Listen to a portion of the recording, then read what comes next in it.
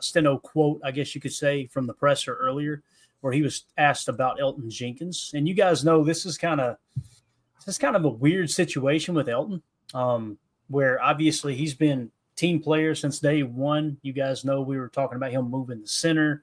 And now all of a sudden last week, Jason Wilde started to report like almost something was going on there, right? And then Jason Wilde caught a lot of heat, it sounded like, from the fan base. And he said, I hope you guys would know with me covering the team, since 1995, I think he's been covering the team.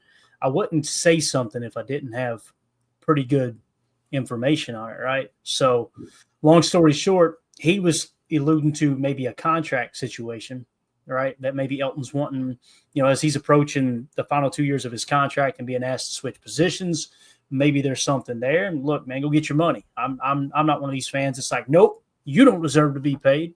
You're worth what the team's willing to give you. It's kind of how I see it.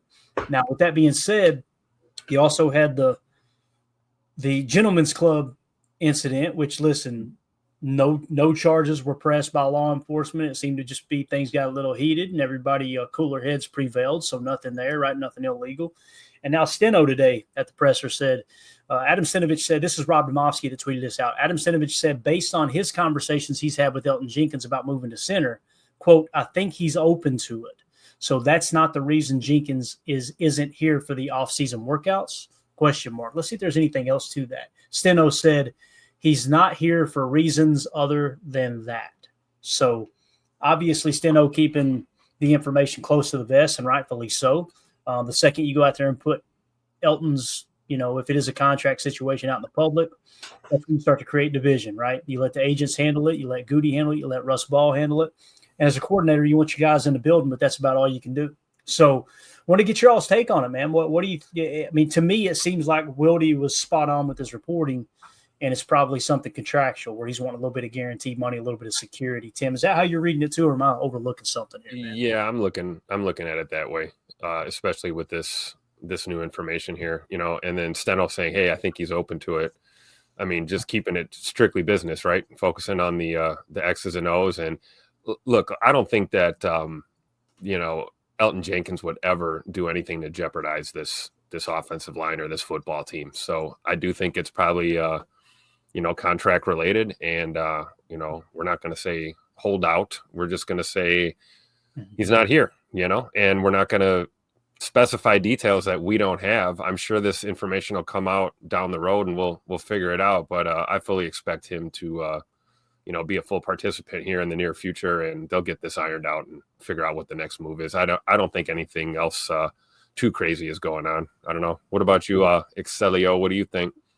Yeah, and which is crazy because I think I'm in the same boat as you, Tim. But looking at it, you could also read it like he's not here for reasons other than that. Like that's, contract talk is the only reason he's not here. But it's like then you could just twist it just by how you pronounce it. So again, I think we got to grasp onto something right now just because it's the off season. Let's go ahead and we just want to see him hitting some pads and going out there, seeing the jerseys, everyone stretching. Let's see some cool stuff. And we just have time to wait right now. So we might as well talk about it.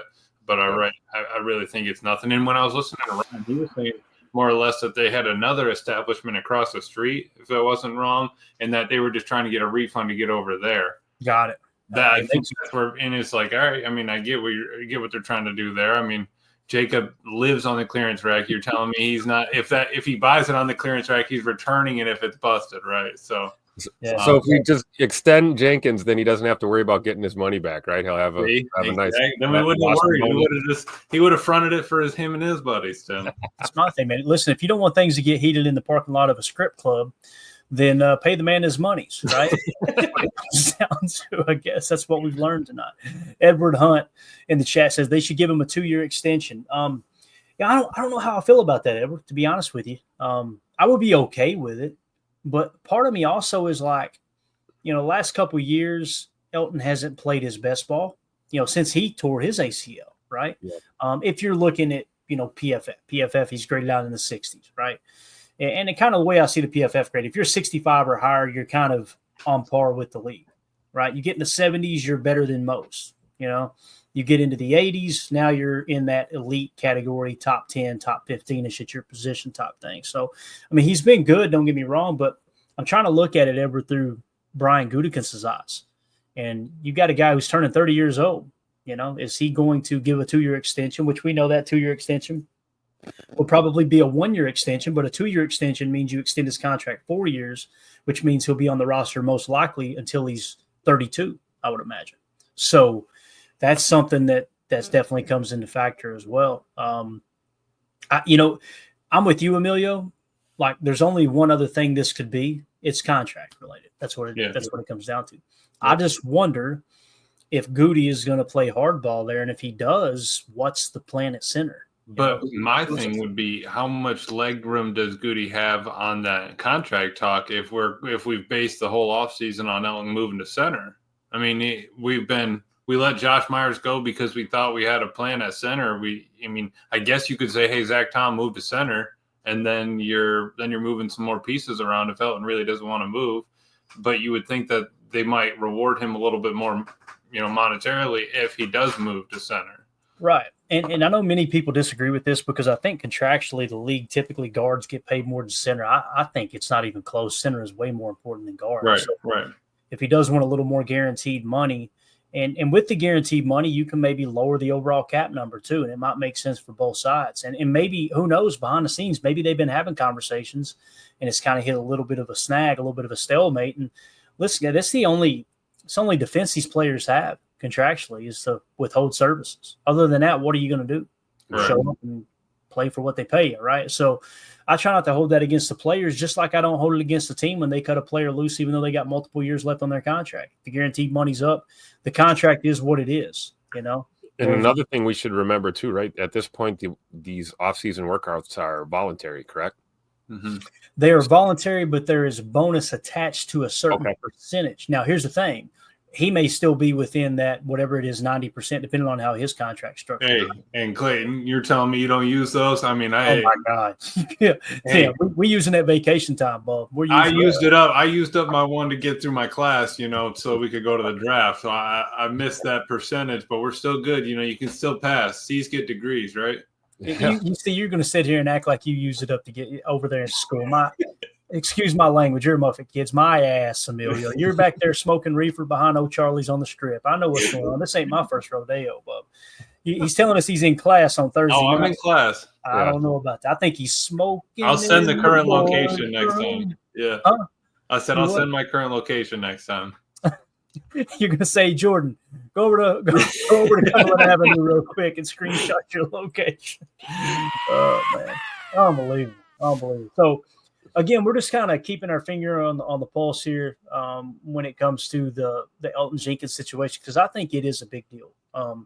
Need that dude in camp. Need him for OTAs too, man, to start creating. That's my threshold right there, Clayton. If this stretches into OTAs and we're getting closer to camp, now I'm really going to be concerned. At this point, I don't think I'm there yet. I think they'll get this ironed out. We'll see. Yeah, I think so too. I think Elgton has a little bit of the upper hand, just because I think that we've based so much on it. So I'd probably say 60-40. Maybe Elgton right now has the upper hand. But, let's pay him. Let's get this taken care of. I'm more worried about snap counts in loud environments than, once we get this money figured out, it's not going to matter for another 2-3 years whenever we need to revisit it. Or when you have the out of the contract that they're going to bake in. So I just want to get them on the field. I'm with you, and I believe May 28th is the next OTA, so we got 16 days to get this thing ironed out. Now, listen, if he misses that OTA, it's not the end of the world. And here's the other thing. That means that Jacob Monk's going to get some meaningful reps in OTAs right at center and kind of get a little bit better look at him. If there's any offensive lineman that's not named Zach Tom that plays for the Green Bay Packers that I am the least concerned about missing a little bit of time, it's definitely Elgton Jenkins, because he's a vet. He's played at a dominant level at certain points of his career. And like I said, trying to battle back from that ACL, I think he'll play. I think you'll see his PFF grade go up at the center position. Me personally, I think that it'll look a little bit cleaner than when Josh Myers was on the field playing center for the Packers. So we'll keep our eye on it, though, for sure, and let you guys know if anything else shakes out. 2-0 for this says, I did get to meet the Scranton stripper while I was there. It's so amazing that she went to school and got her nursing degree.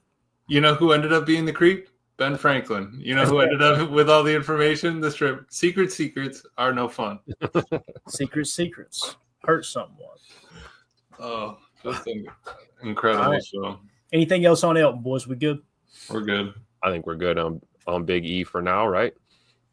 Got Chewy in I think that's Chewy in the chat under a different name, says she thick. Unbelievable. All right, so there you go. There's your Elgton Jenkins update of the day.